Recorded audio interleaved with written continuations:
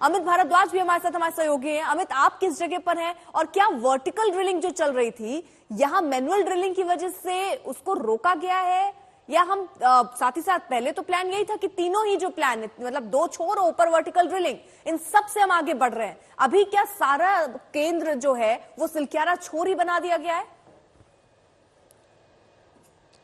बिल्कुल अर्पिता, इस वक्त हम आपको एक अलग वैंटेज पॉइंट से ये पूरा रेस्क्यू ऑपरेशन दिखा रहे हैं। टॉप एंगल व्यू है हमारे पास, और जो सवाल आप पूछ रही थी, ये हिल टॉप से वर्टिकल ड्रिलिंग चल रही थी लेकिन उसको रोका गया। उसकी वजह 2 वजह, एक तो आप हॉरिजॉन्टल ड्रिलिंग से आपको ब्रेक थ्रू मिलने की उम्मीद अब बढ़ गई है क्योंकि ऑगर मशीन टूट गया था और सारे जो उम्मीद थी वो और प्लानिंग वो खराब हो गई थी। इसी वजह से वर्टिकल ड्रिलिंग को भी शुरू किया गया था, लेकिन फिलहाल उसको रोका गया है क्योंकि अब वो कोई स्थिति नहीं चाहेंगे रेस्क्यू टीम की ऊपर से मलबा गिरे और नीचे जो आपका रेस्क्यू टनल तेजी से काम चल रहा है जिसपे उस पे कोई असर पड़े। वहीं दूसरी तरफ रेस्क्यू टनल में रैट होल माइनिंग टेक्निक जो होती है, जो पुरानी पद्धति से जहां माइनिंग होती थी, हाथों से मलबा उठाना, उसको बाहर करना, वो चल रहा है। अहम बात यह है अर्पिता कि जो लोग काम कर रहे हैं ना, वो बड़े पैशनेटली कर रहे हैं। उनके लिए ये रेगुलर अफेयर नहीं है। वो कह रहे हैं कि हम भी मजदूर हैं, जो अंदर फंसे हैं वो भी मजदूर हैं, कल हम फंस जाएंगे तो हमें ऐसे ही कोई निकालेगा। इसी उम्मीद के साथ वो मेहनत से काम कर रहे हैं। एक और आस्था की तस्वीर में अर्पिता जरूर आपको दिखाना चाहूंगा। मृदुल को कहूंगा थोड़ा कैमरा वो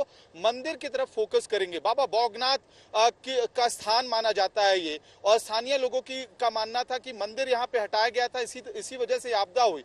और जिस जगह पे मंदिर है, जहाँ पूजा अर्चना इस वक्त हो रही है, उसके ठीक पीछे जो आप आकृति देख रहे हैं, पानी निकला हुआ, रिसाव किया हुआ, कल यहाँ स्थानीय लोगों का मानना था कि पहले मंदिर में बाबा बौगनाथ खुश हुए और उसके बाद पीछे शिव जी ने दर्शन दिए, ऐसी आकृति उभर के आई। और आज आपको अच्छी खबर भी कहीं ना कहीं सुनने को मिल रही है कि जो रैट होल माइनर टेक्निक से वर्कर्स अंदर काम कर रहे हैं, उन्होंने 6 मीटर की जो डिस्टेंस है उसको कवर कर लिया है। तो कई सारे, ये साइंटिफिक लड़ाई है लेकिन आस्था भी लोगों की उसी तरह से बनी हुई है। आशुतोष, जिन उपकरणों का इस्तेमाल हो रहा है ये रैट माइनर्स कर रहे हैं, वो हम क्या उसको पर्याप्त समझें? क्योंकि जब ऑगर मशीन, अमेरिका की मशीन टूट जाती है तो ऐसे में हमारे पास ऐसे क्या उपकरण हैं जिससे ये रैट माइनर्स अंदर जाकर सीमेंट के हिस्से को या सरिया के हिस्से को काट पा रहे हो? दरअसल ऑगर मशीन का जो ब्लेड था वो इस पाइप के अंदर से निकलता था, काटता था, पाइप को धक्का देता था। उसके रास्ते में जब ऐसा मलबा आया, इसका जाल आया, तो ब्लेड टूट गई। अब इसी तरह के मलबे को काटना या इसके आगे पत्थर हो, आप समझिए कितनी जगह है ये भाई। जो अच्छा मुझे बताए, इस समय आपको कितनी घुटन हो रही, कितना मुश्किल है इसके अंदर रहना? बहुत मुश्किल है इसके अंदर रहना। मैं आपको डेमो दिखाता हूं कि यहां तक पहुंचना सिर्फ 6 मीटर में समय कितना लगेगा, लेकिन जिन चीजों से काटा जा रहा है वो क्या है? वो इस तरह के पतले ब्लेड हैं। अब ये मलबे से मैं कोशिश करता हूं निकाल सकूं। बहुत पतले ब्लेड होते हैं, हेक्सा ब्लेड की तरह होते हैं। उसके साथ एक हिल्टी मशीन होती है, मतलब जिससे आप देख रहे हैं पहाड़ों पे ड्रिल किया जाता है, पत्थर तोड़े जाते हैं, उसका मिनिएचर वर्जन बहुत मामूली होती है, बैटरी ऑपरेटेड है, केबल सप्लाई है। वो क्या करती है, पत्थर को काट देगी। लेकिन अब आप ये सोचिए कि रैट माइनर क्या हुए, पतली जगह है। आप बाहर आ जाइए, काफी देर से हमारी मदद के लिए, हमें समझाने के लिए वो अंदर हैं। और वो आप समझिए कि इसमें जाना, और जो कि दूरी अभी तक है वो लगभग 49 मीटर की है। ड्रिल करके वहां तक आना, और ऐसी जो 6-6 मीटर की पाइप हैं, इसके थ्रू 49 मीटर जाना अपने आप में चुनौती है। 11 लोगों की टुकड़ी है, और अगर आप सोचें कि इसके अंदर आप क्या जाना संभव है। मैं इस सुरंग के दूसरे मुहाने पर हूं, और इससे बेहतर आप क्या समझ पाएंगे कि अगर हम कोशिश करें इसके अंदर निकलने के लिए, जगह है नहीं। देखिए, या तो आप क्रॉल कर सकते हैं, माइक की वजह से थोड़ी रफ्तार कम हो सकती है उस पार आने में, क्योंकि मैं यहाँ पे क्रॉल नहीं कर सकता।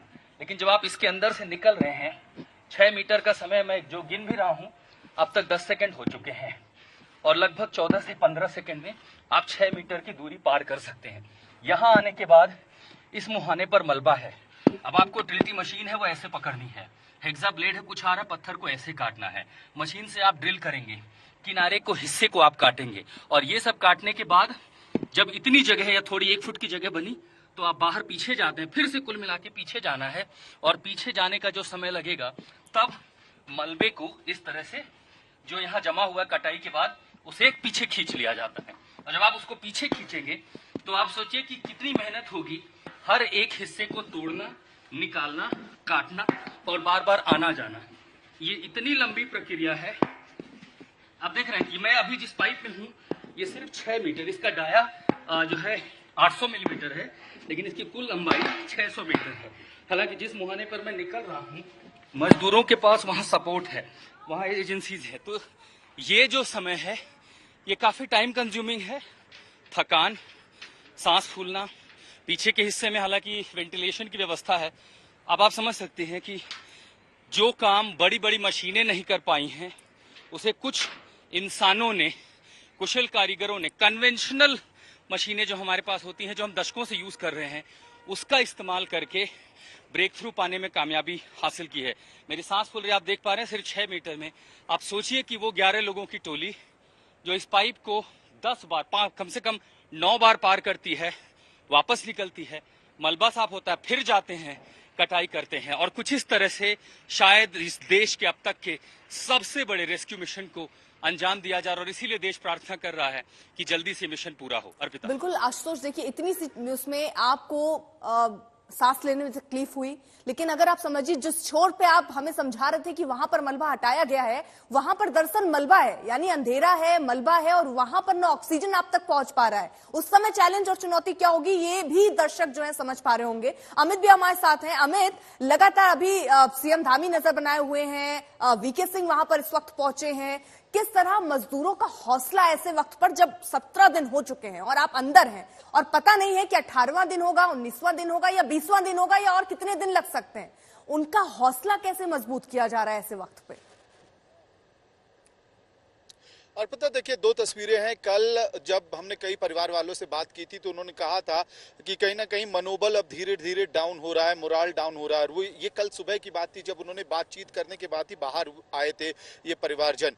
लेकिन अब कल शाम से जो तस्वीर बदली है, ये बात भी, ये इंफॉर्मेशन भी लगातार जो अंदर फंसे हुए 41 मजदूर हैं उनको दिया जा रहा है। और जो रेस्क्यू अथॉरिटीज है उनका दावा है कि मनोबल में कोई कमी नहीं है। जो वर्कर्स अंदर फंसे हैं वो बेहद ही मजबूत दिल के लड़के हैं और उन्होंने एक बहुत लंबी लड़ाई बहुत शानदार तरीके से लड़ी है अंदर से। और कहीं ना कहीं इस पूरी प्रक्रिया में अगर आप टेक्निकली समझें तो डॉक्टर्स की टीम तो जो सेहत से जुड़े हुए मुद्दे हैं उसको देख रही है। दूसरा, जो मनोवैज्ञानिकों की टीम है वो लगातार, जो थेरेपिस्ट है वो बात करते हैं, लगातार बात करते रहते हैं ताकि मनोबल इनका टूटे ना। समय काटने के लिए इनको लूडो दिया गया था, बाद में फोन्स दिए गए ताकि ये उस पर वीडियो गेम खेल सके, समय काट सके। और अब जब टेलीफोन की लाइन स्टैब्लिश हो गई थी, लैंडलाइन स्टैब्लिश हो गया, तो आप दूसरी तरफ से भी बड़ी आसानी से बातचीत कर सकते हैं। पहले हमने देखा था कि एंडोस्कोपी कैमरा के थ्रू एक कम्युनिकेशन लाइन को सेटअप किया गया था, लेकिन उसको भी एक कदम आगे ले जाया गया, टेलीफोन लाइन से बातचीत करने की व्यवस्था बनाई गई। यानी कि समय काटने की पूरी व्यवस्था, साथ में मनोबल बना रहे उसके लिए पूरी तैयारी की गई। और परिवार जनों से भी बात कराना इन मजदूरों को बहुत अहम था ताकि परिवार वालों की मनोस्थिति अच्छी रहे और जो वर्कर्स अंदर फंसे हुए हैं, जो मजदूर अंदर फंसे हुए हैं, उनका मनोबल बना रहे।